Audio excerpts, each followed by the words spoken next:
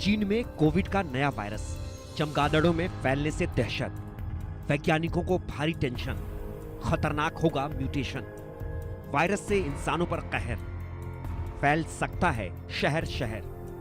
Covid के नए virus का नाम ध्यान से सुनिए, यह है HKU5CoV2।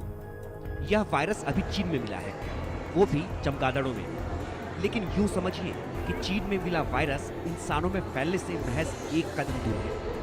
इसको लेकर अमेरिकी वैज्ञानिकों ने चेतावनी दी है कि HKU5CoV2 नाम का यह वायरस इंसानों को संक्रमित कर सकता है। म्यूटेशन यानी एक छोटे से बदलाव के बाद यह इंसानों में फैल सकता है। यह वायरस MERS यानी मिडिल ईस्ट रेस्पिरेटरी सिंड्रोम से मिलता जुलता है। बता दें कि इस वायरस को सबसे पहले चीन के दक्षिणी और पूर्वी क्षेत्रों में चमगादड़ों में पाया गया था। इसे वुहान इंस्टीट्यूट ऑफ वायरोलॉजी के शोधकर्ताओं ने पहचाना था। Wuhan institute of virology lab को आप पहचान रहे होंगे।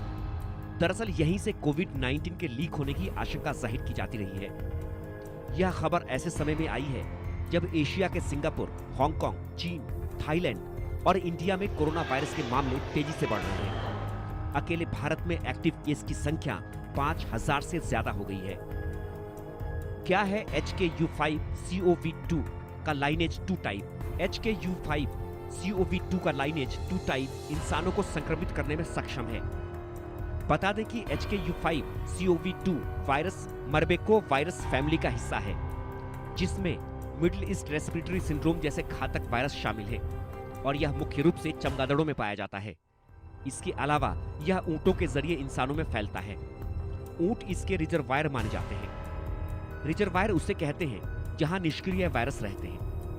मर्स यानी मिडिल ईस्ट रेस्पिरेटरी सिंड्रोम पहली बार 2012 में सऊदी अरब में सामने आया था।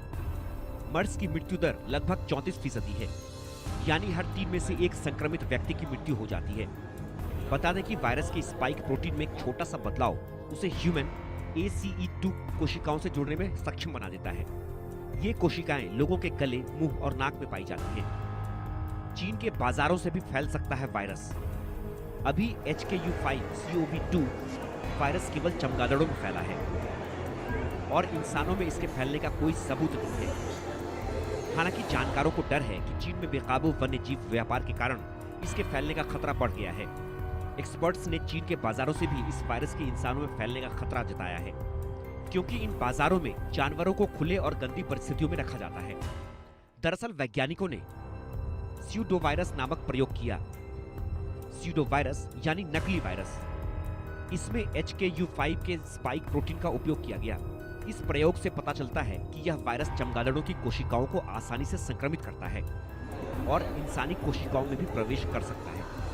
अगर इसमें खास म्यूटेशन हो जाए तो चमगादड़ और इंसानों के बीच केवल एक म्यूटेशन होने की देरी है। अब इसे और आसानी से समझिए। अगर यह वायरस चमगादड़ों से किसी और जानवर जैसे मिंक या जंगली बिलाव तक पहुंचता है तो इसमें म्यूटेशन होगा, जिसके बाद ये वायरस इंसानों को संक्रमित करने में सक्षम हो जाएगा। नेशनल थाईलैंड की रिपोर्ट के अनुसार जनवरी से लेकर मई तक थाईलैंड में कोविड-19 के 1,87,000 मामले और कम से कम 44 मौतें दर्ज की गई हैं, जबकि 18 से 24 मई के बीच कुल 67,000 नए मामले और 8 मौतें दर्ज की गई, जिनमें बैंकॉक सबसे आगे रहा। इसी तरह सिंगापुर में भी मामलों में वृद्धि देखी गई। मई की शुरुआत में लगभग 14,200 संक्रमण थे। सिंगापुर में 1 मई से 19 मई के बीच 3,000 मरीज सामने आए। निक्केई एशिया की एक रिपोर्ट के अनुसार अप्रैल में चीन में 1,68,000 से अधिक मामले दर्ज किए गए थे, जिनमें 340 गंभीर मामले और 9 मौतें शामिल हैं। हिंदुस्तान की बात करें तो कोरोना वायरस के मामले तेजी से बढ़ रहे हैं। स्वास्थ्य विभाग के मुताबिक पिछले 20 दिन में केसों की संख्या में 58 गुना की बढ़ोतरी हुई है। 16 मई को देश भर में कोविड के 93 एक्टिव केस थे, जिनकी संख्या अब 5,364 पहुंच गई है। कोरोना 29 राज्यों और केंद्र शासित प्रदेशों में फैल गया है। बीते 24 घंटे में 500 नए मामले सामने आए हैं। केरल में सबसे ज्यादा 1,679 मामले हैं।